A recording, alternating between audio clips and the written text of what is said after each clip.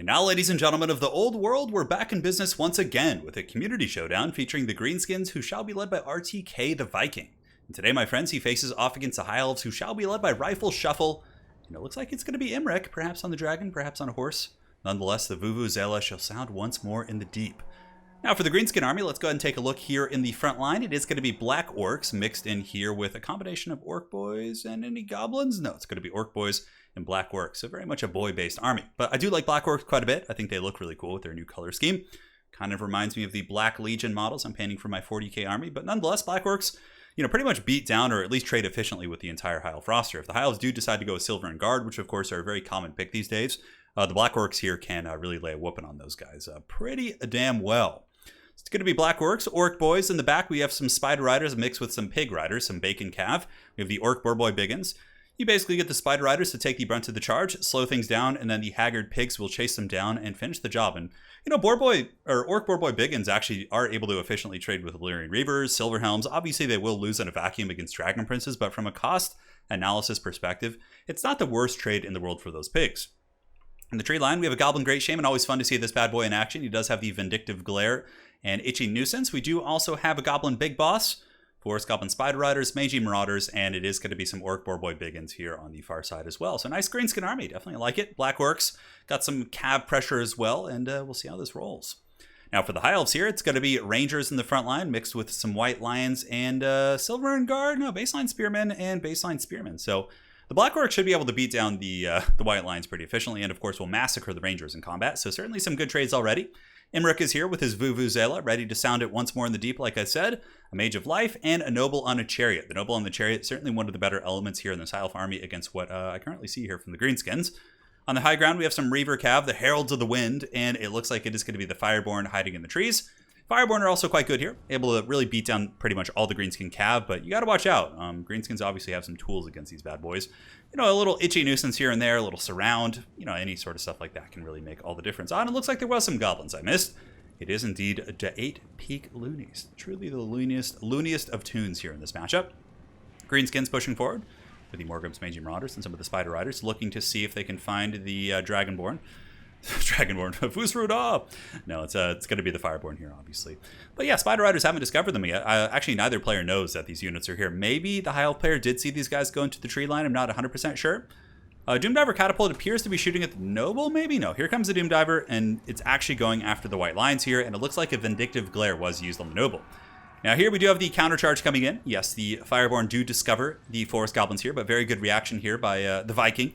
Able to pull back here with his Forest Goblin Spider Riders, really minimize that damage, and now he kind of has the Fireborn at a disadvantage. They're in like an awkward downslope position, like he's got a lot of units here, he has his anti-large spider. The Goblin Great Shaman is, it's an Arachnarok spider. This bad boy doesn't mess around in those type of fights. On the flank, we do have some skirmishing going on. The Heralds of the Wind shooting into the Orc Boarboy Biggins, who of course have 85 armor but no shield, so might be able to pick a couple kills there.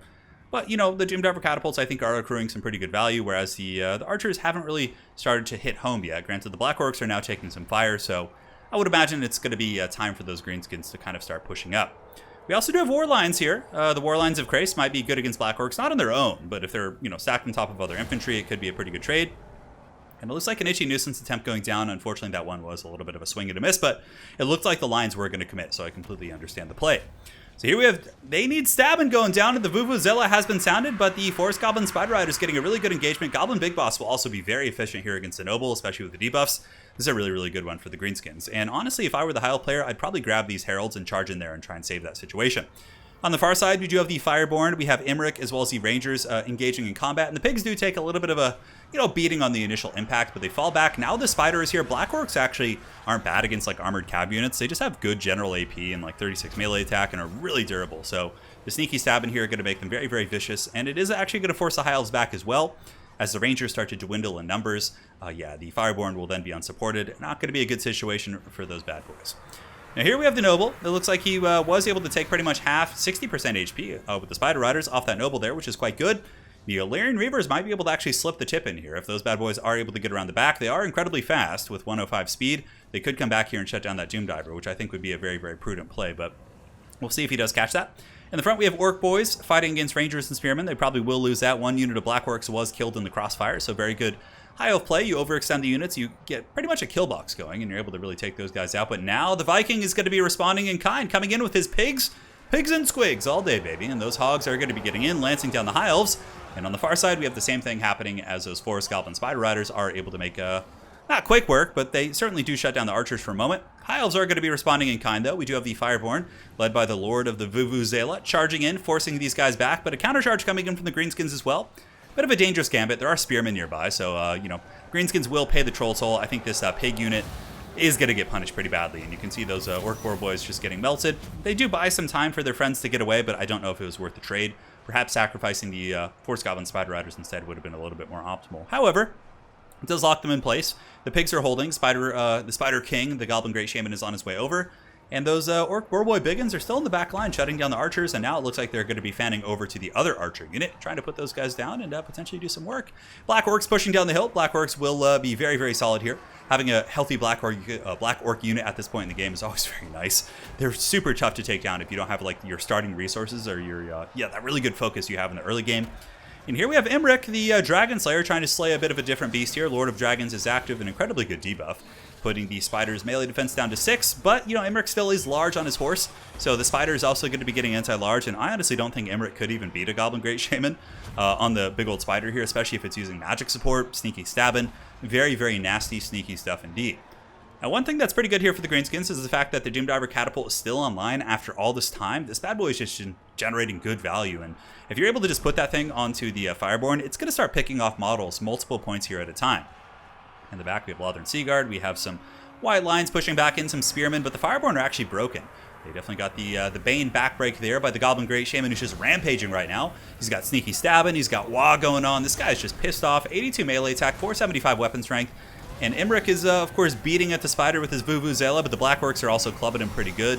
50 Cent style, taking him to the club, perhaps the candy shop. I'm sure some of you guys from my generation will get those terrible, terrible references. But IMRIK here, the HE Nuisance is still active, going to be trying to get away here. Some of the Fireborn are able to rally and start to push back here against the Forest Goblin Spider Riders, but it seems like it's going to be a pretty good one for the Greenskins, as they still have a very healthy Lord who's pretty good against everything the High Elves have left. The Blorks here, the Black Orcs, are chopping through these Rangers pretty efficiently. And IMRIK, maybe if IMRIK's able to get like a fat regrowth and get some really good cycle charging, but yeah, I feel like the Doomdiver Catapult should have been shut down a while back. I don't know what the Heralds of the Wind ended up doing. I kind of lost track of them over the course of the game, but yeah, that bad boy needed to be shut down. It's probably been getting a ton of picks here, but you know, at the end of the day, I felt like the High Elf army didn't have enough stopping power to really deal with like the Black Orcs and some of those other assets, but man, if he's able to really pull this, one back, I'm going to be super impressed here. Balance of power is relatively even. I mean, a little bit Greenskin favored, certainly not point of no return. And for any of you guys who are wondering, when I get replays from people, I usually watch the first 2 minutes to make sure it's like kind of competitive, or at least it's really showcasing something cool, but I don't finish the game, so I don't know the outcome of this game is any more than you guys do. So here we do have the Mage of Life, and the Fireborn are rallying and certainly could cause some disruption. I mean, the only really big stopping power that the Greenskins have are fairly slow. The Spider has 57 speed, but, you know, the Vuvuzela squad here, we have IMRIK, of course, and, oh, man, I really hope I can remember to put that in my thumbnail. These guys are all rocking 78 speed, but look at the Doomdiver Catapults, man. Here comes another one. Let's get the cinematic shot. Oh, and an overshot. Yeah, he missed his field goal there, that's for sure. Fireborn going to be couching their lances, riding through these defensive Orc boys who, look at that, that's quite a play right there. Gives them the crown of command. Makes these bad boys unbreakable, which is really, really cool. I love that play. And that kind of like distracted them for a second, right? They weren't able to like just break them like they normally would.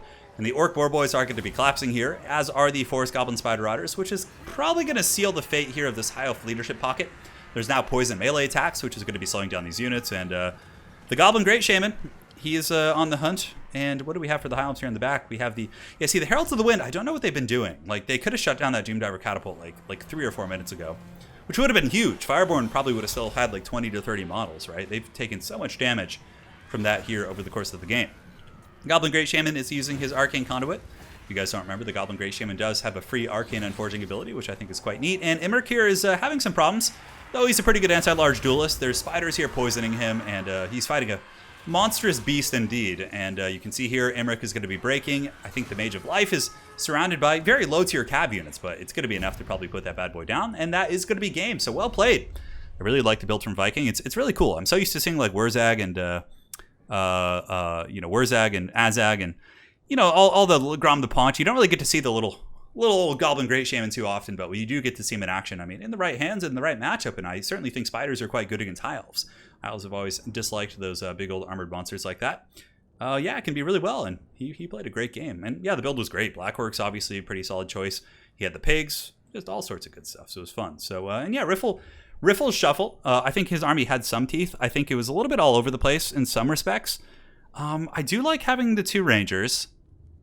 Yeah, like a Ranger frontline backed up with some AP is good. I feel like it needed a monster. Like it really wanted like a Phoenix, like a Flamespire Phoenix or like a Dragon of some sort to really like breath attack those Black Orcs, give it some stopping power. Because if you look at it, like nothing here can really just like nuke a spider, right? The Fireborn, I suppose, are one of the things that could hard carry, but it's going to be tough. The Fireborn themselves don't have a ton of AP, so they can't really like burst things like big armor targets down super quick. They still get some damage through, but I felt like the High Elf army was decent, but it was lacking big anti-armor. Now, for example, had Viking here gone with an army that didn't have like the big Spider Lord, if it had that like a an Azag type Lord or even like Wurzag on a pig or something, I think this High Elf army would have been a lot better. But at the end of the day, I think a lot of it came down to the build. Granted, I think the build was still capable of winning, but Viking obviously got most of the better engagements and things like that. So yeah, hopefully you guys enjoyed this glorious Greenskin versus High Elf showdown. Big thanks to the Viking. I believe that is Viking Cat. I'm not sure. I'll check with him before I post the replay, but if it is, I'll drop a link to his Twitch channel and all that sort of good stuff. But nonetheless, hopefully you guys enjoyed this Greenskin versus High Elf showdown, and we will see you guys on the other side. Take care.